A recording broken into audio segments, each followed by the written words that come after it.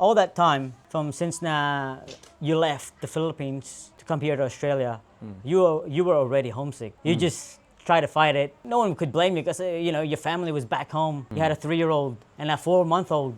So definitely, man, that's homesick.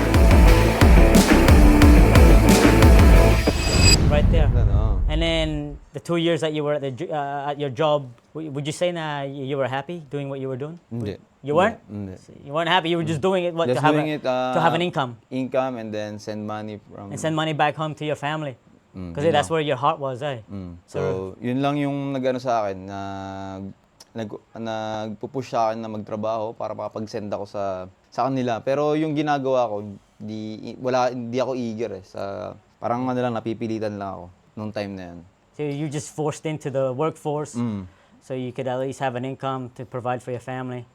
So that's when reality hit you. And would you say na you hit rock bottom at that time? Oo, sobra. Kasi parang andito sila lahat sa Australia, andito sila lahat. So ako nandun lang ako mag-isa. So nanghingi na ako ng tulong doon. Sabi ko, hindi man ako nanghingi ng tulong, nanghingi lang ako ng padala. Starting to run out of funds. May baby pa akong 4 months, dumidede. Tapos meron pa akong 3 years old. Sabi ko, tanga, hirap pa. See, I gotta do something, man. I'm a father of 2. I gotta do something. Pero ang naisip ko noon, parang naglalaro pa rin ako noon yung time na yun eh. Pero pag nakikita ko pag umuwi ako ng bahay, tapos nagsama-sama yun, parang nakikita ko, parang tinatago ko na lang sa parang inaano ko pa rin, naging immature pa rin ako. Ay, normal, okay lang yan, may naman. Kasi andun kami sa side ng mama niya. Andun kami sa side ng mama niya, kaya parang may tumutulong pa rin sa amin. Because you still had the comfortability, her parents looking after the babies, your mom was sending you money as well. So you were still a bit immature, drinking and smoking. Pero yun yung parang sabi ko, hindi pwedeng. Kasi parang gusto ko may consistent ako ng pera eh. Kasi nga may mga gusto akong bilhin doon sa Pinas ng mga time na yun. Did you ever get to the point na you wanted better for your children? Oo. Gusto ko. You wanted them to have better toys or better care, better food, environment. Kasi nung nagtrabaho pa ako ng 2 years doon, kada uwi ko, binibilang ko sila lang kung ano-ano, lahat. Tapos nung umuwi nga ako ng 6 months, boom, biglang, kasi nung first 3 months ko, okay pa eh. Yeah. Tapos nung mga 3 months na after, wala na, ganito pala kahirap pag nawalan na ng nawalan na ng budget. So yun nung eager na, yun yung parang sabi ko, pagbalik ko dito sa Australia, kailangan... I gotta man up, be a man, bro! Kailangan, diba? game na. Yun na yung game time ko, yun na yung pick ko na parang, kailangan meron. There was no other way for your family to have a better life unless you, just put your foot down and then let's go. Pursue your career or to provide, a better future. As yun nga, naghanap ako noon, yung sinabi ko nga sa'yo na nag-computer ako, di ba? Yung iba, sinesend nila yung resume nila online. Ang ginagawa ko, aalamin ko lang yung address nila doon sa company na naghanap ng empleyado. Aalamin ko yung address nila, pupuntahan ko, tapos ibibigay ko ng personal yung resume ko. Para kung sakali, interview na agad. So yun ang mindset ko nun. Pero inabot ako ng isang buwan, walang tumatanggap sa akin eh. Tapos, after ng mga isang linggo pa, nagkaka-apply ko, may tumawag sa akin, Bridgestone naman. Yung gawaan ng mga pangkarerang gulong, tsaka mga truck. So parang nire-repair yung gulong. So yun, isang araw lang ako doon so nagtrabaho ako ng 10 hours doon. Tapos pag uwi ko, nasa kotse ako noon pauwi na ako. Chinat ako ng papa ko. Sabi ko, gusto mo dito magtrabaho sa plumbers? So what? Plumbers Industry kasi pangalan nung company nung papa ko. Okay, what was your, if you don't mind me asking before we get into what was your father's job? Electrician as well. Oh, he was an electrician as well. So yun. So he bridged the gap for you. So tinanong niya ako, parang boom, yun yung parang unang message sa akin na parang, ito na yata yun. Doing what? A TA? TA muna? TA muna. Okay, so you started as a TA, electrician? Hindi. Yung company kasi ng papa ko, yung company namin, meron siyang department. Yeah. So meron siyang assemble, electrical, tsaka fabrication. Yeah. Yung boss daw kasi nung assembly, naghahanap ng tao. Si papa ko, laging nasa workshop. Natanong siguro siya na kung may anak daw ba na lalaki, ganyan. Inirecommend niya na ako. Tapos biglang tinanong ako ng papa ko kung gusto ko daw ba dun. Sabi ko, oo, sige, game. Kasi yun yung reason bakit siya nandito rin eh. Kaya sa isip ko, baka maganda to. So yun na. after ko ng work, pumunta ako doon. Parang natapos ako 3 o'clock kasi di ba dito usually, ano lang. Pumunta ako ng 3 o'clock doon. Tapos, nagpakita ko doon sa boss na naghanap ng ano. Kasi parang kakaiba sa akin lahat ng mga nakikita ko. Parang interesting lahat. Tapos yun, isang araw lang ako doon sa may Bridgestone na yun ha. Di ko na pinasukan kinabukasan kasi nasa plumbers na ako agad. Wow, okay. So just that correct, that right time, Oo. Timing. Timing. Kaya pala siguro hindi ako napunta sa ibang industry kasi baka mamaya kasi nga nasa on fire ako baka mamaya mapunta You were really destined to go work at Plumbers. Plumbers. I think parang narinig ko na yun. I think I've heard of that before, that company, Plumbers. Oh, kasi Are you client still with din, them? client din ng BHP yun lagi. So how long have you been with Plumbers? 2017 to hanggang Until now? So Almost 10 years. Tagal Shit. Tagal na. So when you started at Plumbers, what were your duties? What was your job? Assemble. Oh, okay. So you what were you assembling? Ano yung mga switch gear? Kasi yung familiar ka ba sa mga MCC? Hindi ka lang, bro. Okay, basta ano siya, parang mga malalaking control siya na switch gear siya na malalaki. Malalaki talaga, parang on and off ng mga motor sa mining site. Okay. Basta malaki siyang cabinet. Yeah. Puro switch, puro wiring. Oh, switchboards. Switchboards, yun. Yeah, okay. Yung switchboards. So, yun yung assemblein namin, tapos yung electrician, yung mag-wiring yung mga nasa loob nun, mga equipment. And then you did an apprenticeship? Una muna, hindi muna ako na-apprenticeship agad doon. Oh, so first So, nasa assembly muna ako. Yep. Assembly. So, lahat ng mga kasama ko doon, laging umuwi kasi laging overtime doon hanggang 6 to 5 Yeah. So, pag patak ng 3, wala na akong kasama niyan. Yeah. Pero dahil assembly nga yun, dahil siyempre mabibigat yung mga gamit. Sabi ko, di ko na kaya. Ako na lang mag-isa ng 4 to 5. So naglalaro na lang ako doon, parang nagmumuni-muni lang ako ng kada 2 oras. Tapos biglang sabi ko, mag-apprentice kaya ako. Tawagan ko yung boss ko. Wala lang, parang pumasok lang sa utak ko. Lakad ako sa may telepono. Pero did your dad ever ask you if you were interested to do an apprenticeship? Hindi niya.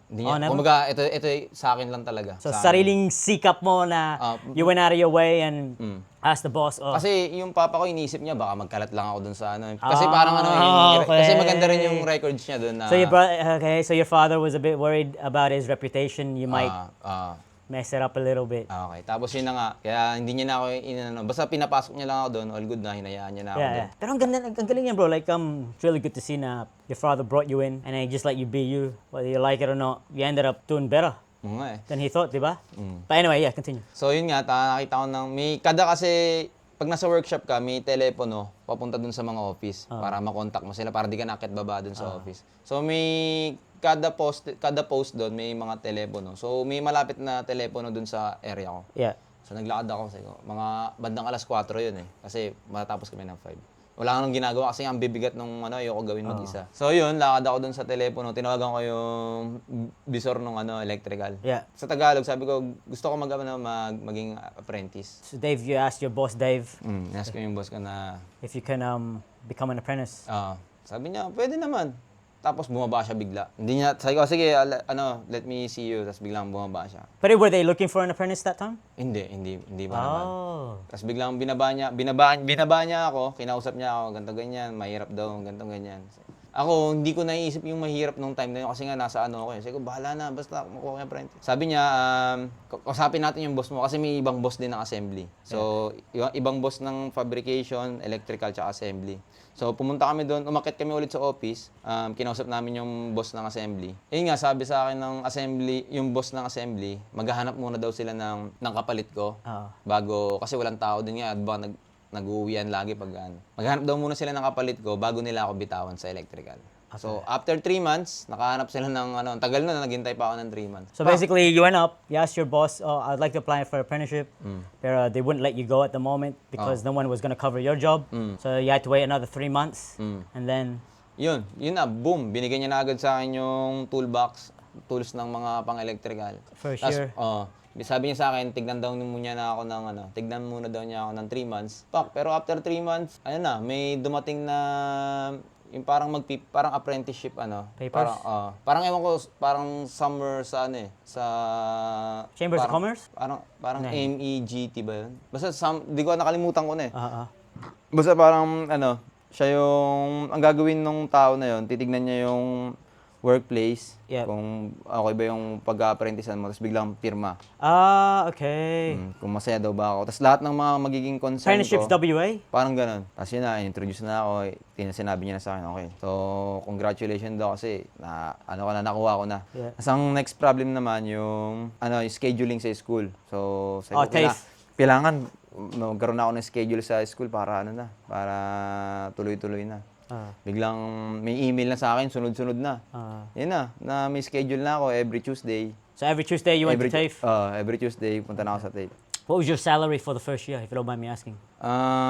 Kasi adult na ako nung na yun. Kaya pa rin, 25? Ay, hindi, 20. 20? First year? Kasi 25 ako nung nag-start ako eh. Yep. And then second year, tumaas na. Every Ay, year? hindi. Stagnant pa rin. Okay. Hanggang kailan? Hanggang sa matapos ko siya, 4 years, nagtiyaga ako dun sa $20 per hour ng apprentice na yun. Di ba nag-assembly ako? Hindi nila, parang mataas pa yung sahod ko na yun. Hindi nila binago. Okay. Hanggat sa nung na-apprentice ako, binabaan nila. Binabaan nila, parang niles nila ako ng sahod. Dahil nga first year na ako apprentice. So your first year as an apprentice electrician, your wages was relatively low at that time, and then every year it just goes up and up, and then once you get signed off, boom. Yeah. Probably the highest paid trade. So, kuha na ako ng bahay, kotse. Wow, nice.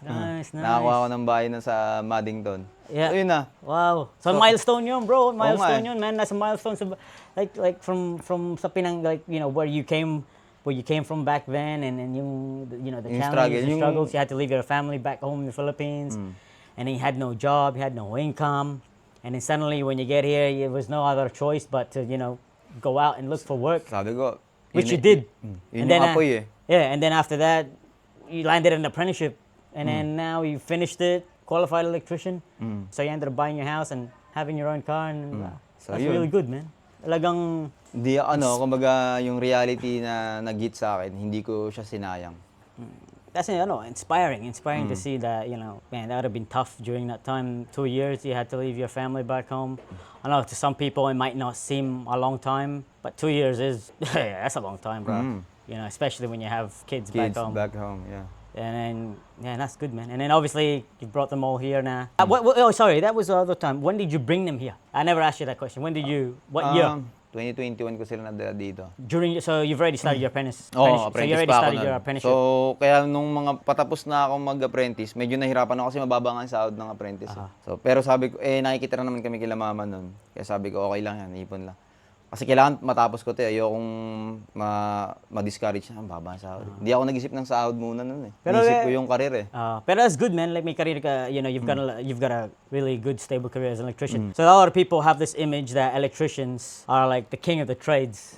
You know, they seem to think na not a cruisy job. They don't get down and dirty like you know some other trades do. Whereas electricians is like a far more dangerous trade, di ba? Tsaka may din ako dyan eh, may pathway ako dyan. Hindi lang tinapos ko yung apprentice nun eh. Yeah. May tinatawag kasi na electrical fitter, okay. tsaka electrical unrestricted. Pero yung unrestricted na yun, grade A yung parang pinaka-popular. Kasi dati nung unang panahon, grade A, may grade A, grade B, grade C, grade D. So yung grade A kasi full license na siya. So yung natapos ng apprentice ko, nandito ako sa electrical fitter. Kasi nga wala naman ako sa residential tsaka commercial work. Andito ako sa factory. Okay. So anong grade yun? Grade grade C kung sakali. Pero dahil ngayon iniba na yung mga pangalan, ginawa ng electrical fitter tsaka electrical grade A electrical. So there's two types of electricians. Electrical Fitter and electrical. grade unrestricted. And which is higher? Yung role kasi ng electrical fitter, doon siya sa mga motor, sa mga equipments, basta sa mga equipment siya eh. Yep. So yung grade A naman, doon siya sa direkta sa mga sa mga kabahayan diyan, sa mga houses. So may access yung mga tao. Mas pinu-license nila yung sa mga nagtatrabaho doon sa kabahayan kasi sa fitter kasi yung factory, pag nasira yung motor lang yung masisira kasi yun lang yung wiring. Pero sa kabahayan naman, pag nasira yung outlet, may access yung mga hindi marunong na okay. It's dangerous. Mas dangerous. There's more risks involved. Kasi may access yung bata. Pwedeng hawakan ng bata, pwedeng hawakan ng kahit sino. Mas tinaasan nila yung safety tsaka qualification dun sa Unrestricted. sa mga Okay, so you got electrical fitter fitter, On the first, and then you upgraded. got the electrical Unrestricted. and then that covers housing, Housing na, and commercial. any public or commercial. Yun na siya. Kumbaga, pwede na ako sa, parang kahit saan na pwede na. It's electrical, public and commercial use. Pero yung Covers- electrical fitter naman kasi, complex na siyang trabaho eh. Okay, okay. Complex. Kumbaga, ang naiba lang dun sa electrical fitter tsaka grade A. Okay. Oh, grade A. Okay, that's what you call Grade it. A. Pero unrestricted na yung pangalan. So, niya. so anong sa mining? Sa mining, pwede kang, depende sa job mo na gagawin dun eh. Pero kung more on motor ka Machine. lang dun, machines, motors, Electrical fitter. pwede kang fitter lang eh. Pero kung, In the offices, grade A. offices, Oh, sa mga houses. Okay. So that's good to know. Okay. Pero so, mas maganda ang grade A ka na kasi pwede covers mo na everything. Cover everything Okay. na eh. So, electrical fitter, you're still restricted It's still restricted kasi to a hindi mo certain pwedeng- amount of work that you can do. And then obviously the electrical grade A. So you Covers can everything. Covers everything na. So yun, nung electrical fitter ako, How many years is electrical fitter? yun nga, 4 years nung natapos ko, lisensyado na ako. Tapos, Oh, and then how many more do you need for the electrical? year. So 5 years all up. una happy na ako eh. Kasi happy na ako Yeah. sa electrical fitters. Kasi ang trades ko lang naman, andun ako sa factory. Yeah. Kaso may mga ibang electrical na ano din, na nagsabi, grade ano lang, electrical fitter. Sabi ko, tangina, hindi pwedeng, kailangan, ano yun ko to, kailangan i-upgrade ko para walang masabi na. Kasi doon din ako, na-pressure ako. If Sabi it's ko, more of ego? ego. Ego ba? Para you didn't wanna... Parang, yan lang. What are you talking about, man? I just Kumbaga finished... parang sa lisensya, ano ka lang, P-plater ka Yeah, lang. it's like what are you talking about? I've just finished the 4-year apprenticeship. Kaya parang na-discourage ako. Kasi katatapos ko lang, tapos biglang may kasalita And then ng ego ganito. kicked in. Okay, they wanted me to do it. So they're trying to say that, so people are trying to say that your 4-year apprenticeship was worthless. Parang wala lang yun. Parang ginanon ako. Tapos biglang, uwi ako sa bahay. Nag-isip ako, anong gagawin ko? So, kailangan, ano pa rin, game time pa rin. So, yun, nag-apply ako ng upgrade. Same company? Same company pa rin. Pero, wow. hindi na alam ng company ko yun. How did you do that? So, merong electrical contract. Kasi dinala ako sa ano eh. Kasi diba, meron yung company namin, merong Belmont and Maddington. Yeah. So, nung bago ako matapos sa apprentice ko, nasa Maddington ako lagi. Sa Maddington ako lagi, hanggat sa matapos, hanggat nung nagkalisensya ako, nasa Maddington pa rin ako. Yeah. Pero may electrical contractors doon na nag-hold ng business. Kumbaga parang subcontract eh. Parang, Yeah. Sabi. So, Yeah. nag-subcontractor ng plumbers na gagawa ng mga ilaw ng switch rooms. Yeah. So yun, nag-asa ko sa kanya. Nung pagka-receive ko ng logbook ng upgrade, hinayaan ko lang muna dun sa trabaho ko na magmukhang luma. Hinayaan ko lang magmukhang luma yung red logbook siya na parang booklet. Parang ililista ko dun yung ano yung ginawa ko, anong date yon. So yan, iniwan ko lang sa trabaho, binalagbag ko lang, magmukhang luma. So umabot yung isang taon, di ba, 4 years na ako, nag-another year pa ako, pinaabot ko ng isang taon, mukha ng luma yung logbook ko. Yeah. Tapos nilagay ko na lahat ng lahat ng dates, ng buong taong dates na nagkatrabaho ko. Tapos inabot ko sa electrical contractor. Kasi ang nakalagay doon, ang qualified na pwedeng pumirma, full license, grade A, tsaka electrical contractor. So yung contractor na yun, mabait naman siya, pinapirma ko sa kanya. Okay. Ay pagkapapirma ko sa kanya, no problem naman. So So all you needed was that logbook. logbook and then exam. So after nun, nung ano pa, You had to pay for the exam yourself? Oo, How much? 2,000, almost 3,000. For the exam? Kasi ano pa eh, How many questions? How long was the exam? dami, may practical and ano pa ulit. Nag-exam pa ulit ako. Double See, that's exam. a good thing if people would want to know that. So yung exam mo, it cost you $3,000 just to get an upgraded license. Upgraded. So, yun nga, di ba? Natapos ko na yung logbook ko. Yun na yung first step ko ng upgrade eh. Yung logbook. Pumunta na ako sa school. Pagkapunta ko sa school, meron interview pa about sa ano daw ginawa ko. Pero alam ko naman na yung mga ginawa ko nun. Tapos, yun na, binook na nila ako ng class para sa 2 weeks. For your exam? Exam din. Ano siya, parang class and then exam. Oh, theory is like a theory and then you do your exam. Exam. Okay. So, yung pumasa kayo so you went there for 2 weeks and then you did the exam. Exam, yeah. How was it? Was it hard? Mahirap pagka, What were you doing for 2 weeks? Just going into class? Going into class and then, For 2 weeks?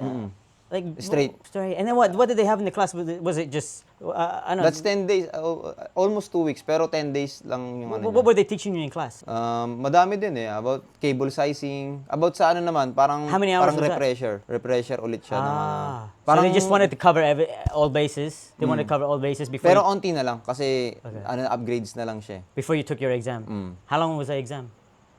Tagal din. One day. The whole day, pretty much. And how much it cost? About 3,000. 3,000. Bang! Pero you were after that you were qualified grade A unrestricted electrician. Yes. To fast forward tayo, so like so nakuha mo na yung license mo. So you got your license. So what did you do then next? Like straight into what? Straight into side hustles. Side hustles. Side So you were hustle. allowed to go and fix other. You were allowed to work in houses now. Do other jobs. Eto kasi last year lang kababayad ko ng tunay. Nag-upgrade ulit ako ng electrical contractor sa darating na June. How much is that? 2,900 naman to. Oh, Pero- 3,000 din. Pero that enables you to go and Make work a business. So that enables you to have your own business, go out and fix other people's electrical repairs in their houses or commercial use as well. Buildings, Yes. you can go out anywhere. I can go out anywhere now. Tapos, pwede na ako mag-business, mag-post ng ano ko. Bro, that's good, man. How much do you charge? If you don't mind saying to the camera. How much do you charge? Ano si ChatGPT yung nag-charge sa akin eh. Kumbaga, ang ginagawa ko, kasi nga wala akong idea sa charging. Kasi nga, sabi ko nga sa'yo. Okay, so how much is Kunyari, saksakan na ganyan. Yeah. So okay, so basic Basic saksakan. output. Oh, 1,000. Basic outlet. Sa akin, pag ako gumagawa, 250. Pero sa mga electrical contractors, sumaabot ng ano yan, 500. Kasi nga may, Wow. How long does that take you to do? saglit lang, mga 1 hour. 1 hour and then you're at 250. 2 hours. Do you charge hourly? So do you charge Output job. depending on what job? Depending out. Hindi na ako nag-charge ng per hour kasi parang feeling So ko what about malulugi ako simple lighting like this? Gagawin ko. Yeah, rewiring. Kasi you know that one light there that keeps flickering? How much would you charge to fix that? Pag isusupply mo sa akin yung ilaw na yan. Oh, yung say sandaan no lang. no supply, just straight in, bro. Can you fix? Where it's gone again? Like say, bro, can you fix that for me? How much would it cost? So, mag-mark up lang ako ng ano, kunyari 150 siya. Yeah. 100 yung ilaw na yan. Mag-mark up ako ng ano lang, 25% siguro. Okay. Dagdag lang ng konti. Tapos murang labor na kahit 100 plus 100 na agad. You're talking about what? 200 pa rin, mga ganun pa rin. Around- Kumbaga, yung mga quote ko kasi discounted na lahat siya. Okay. Fix na siya. Kumbaga, wala nang makakabit nun. Wow, you can charge a lot, bro. Kasi yun yung naging problema ko sa may app ako sinalihan, Yeah, parang AirTask app. Yeah. So lahat ng kalakabiding ko doon, puro electrical contractors. So hindi pa ako aware nun. Sas ako electrical grade full license lang. Yeah. So yung mga electrical contractors, sa saksakan na yan, 500 yung charge nila. And then So, you charge half price. 250, mga ganun. Okay. So kumbaga ano na siya, napakamura niya na. TV, do you fix TVs as well? No, that's No, different, eh? no, that's Not different. TV, that's different. So anything, okay, electrical at home. Home electrical stuff. Ceiling fans, Ceiling fans, lights, lights, yeah. outdoor lights. Outdoor lights, yeah. Yeah, okay. Ito na. So once you obtained your unrestricted electrical license, grade A, what did you do?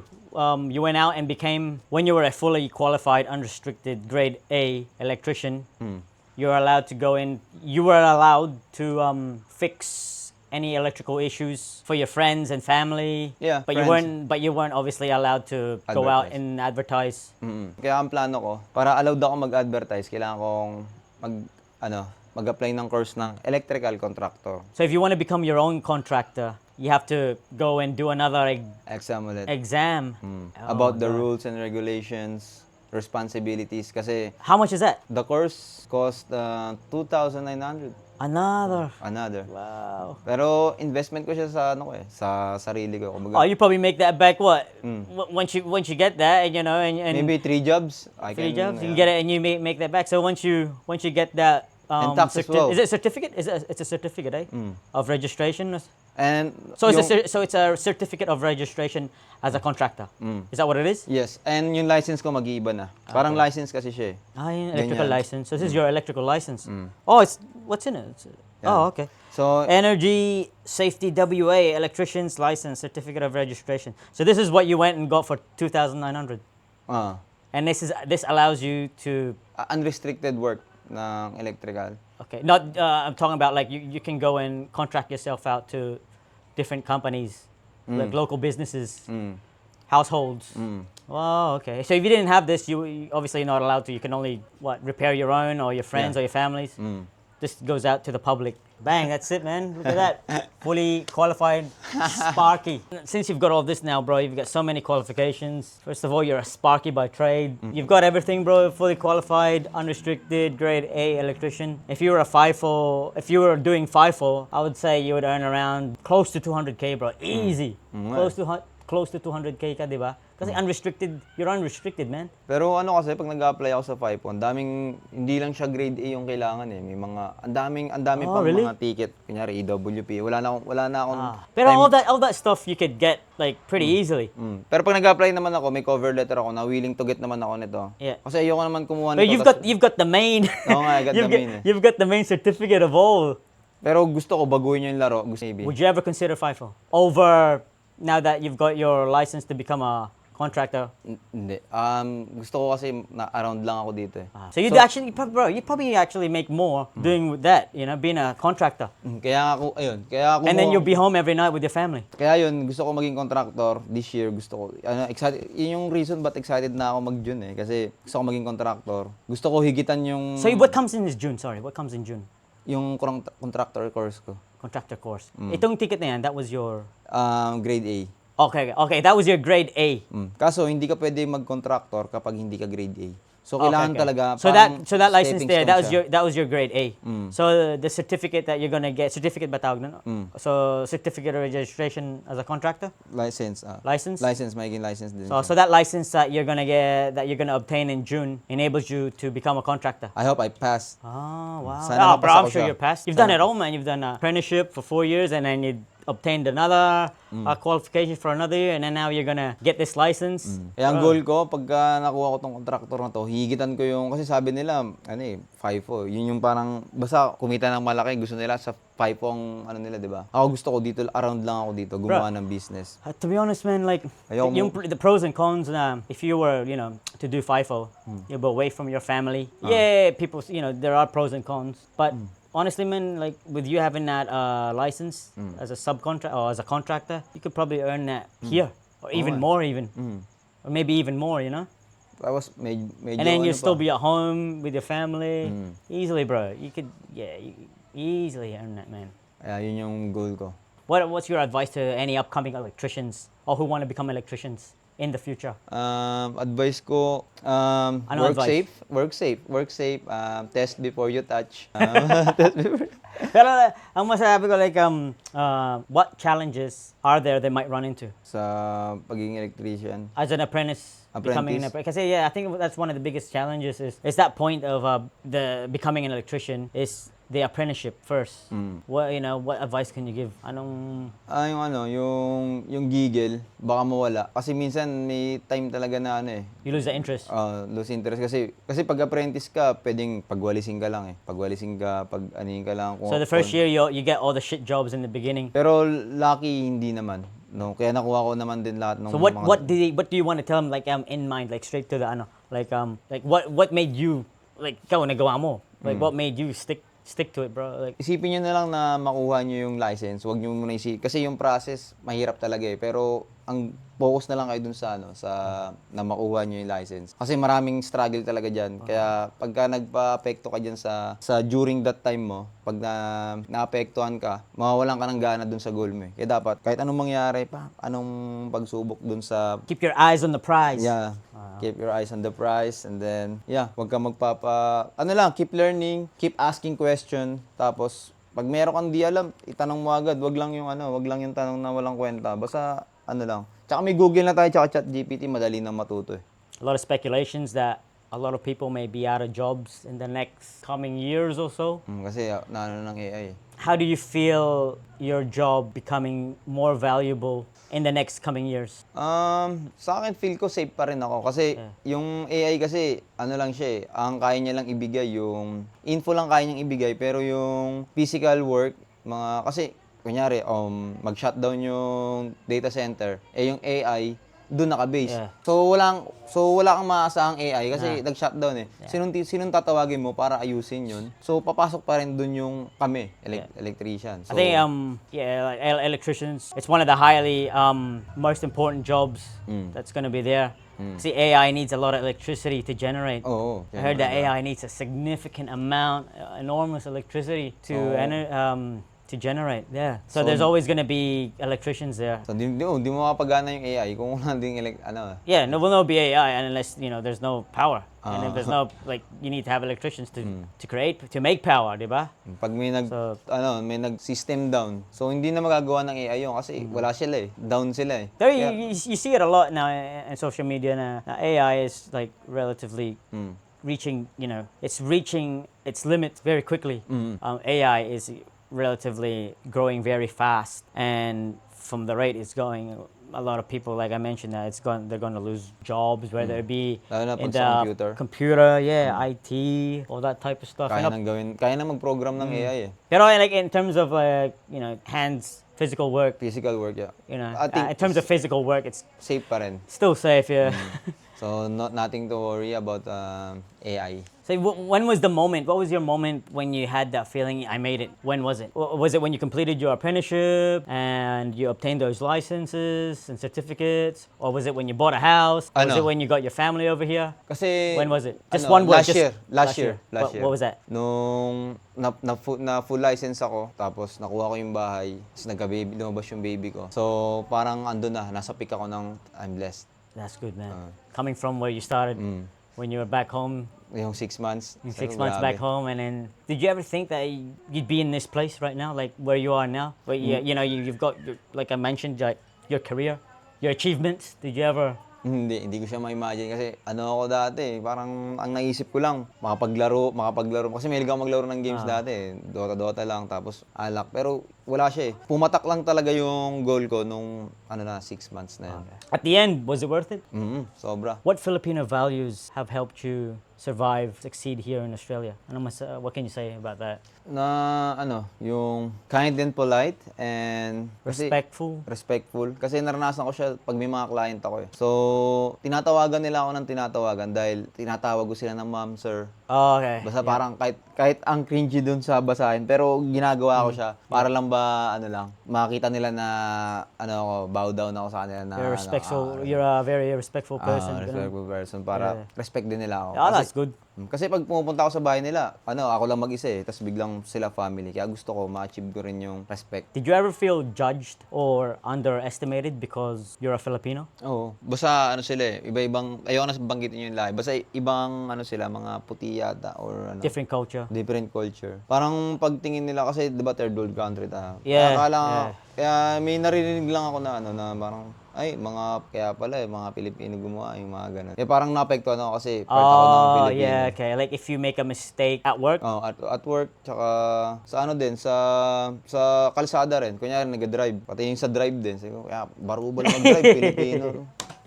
Kasi naman tayo eh. We need to... Nah, that's good to say. That's good, bro. Pero yun nga, like just to recap it, very inspiring story you shared. About your struggles. First time you got here, lonely ka, you're homesick, you had a family back home. May feeling lonely kahit kasama mo yung family mo. May something na And then you worked at a job that you disliked for 2 years, but you had to kasi that was the only income that was providing your family back home. Yes. And then once you had the opportunity to go home for 6 months, you felt relieved. Partially happy, and then when the funds is gone. And then so when you went home for 6 months, you felt you felt happy. The homesick went away, and obviously you ran out of funds, so you had to come back here. Hits me, yeah. When you ran out of funds, that's when reality kicked in, and then you came back here. And then what did you do? Boom. Straight You up. came back here, and then you achieved you got your electrical trade, and then you went further. And obtained another qualification or license, and then now you got this coming June. You're getting your contractor license, and then you've achieved so much. How old are you? 31. 31, man. That's good. You've achieved so much at the age of 31. Kasi That's good. sabi ko, wala na. Kailangan, kasi may dumidede na eh. Sabi ko, game na to. Wala nang I guess we all have inspiring stories to share, diba? That's why I chose to, because I knew you were a Sparky. So, thank you so much for being a guest on my show. Yep. Please subscribe to Ian Johnston. That's it. Please, Like and sub. Yep. Keep these podcasts going. Let's go. Thank you very much. All right. See ya.